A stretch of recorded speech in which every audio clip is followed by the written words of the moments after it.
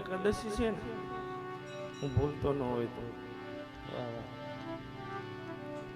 તો આજે પણ એકાદશી છે અને અત્યારથી કહી દઉં, આ લોકોએ બધું ફરાળની ને એ બધી બહુ સરસ વ્યવસ્થા કરી છે. બધાએ જમવા ભગવાનનો પ્રસાદ છે લેજો, અને હવે જે મોડા આવે ને સાંભળવા એને કહેજો કે પ્રસાદ લેવાનો છે.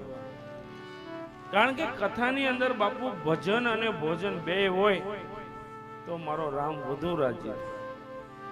તો જે આ અમરીશ રાજા હતા, સૂર્યવંશના રાજા, એ એકાદશીનું વ્રત રાખતા, 1 વર્ષ સુધી વ્રત રાખ્યું.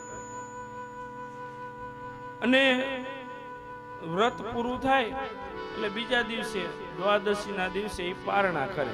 આવો એનો નિયમ. અને જ્યારે જ્યારે એ વ્રત રાખે ત્યારે અનેક પ્રકારના દાન આપતા રાજા અમરીશ.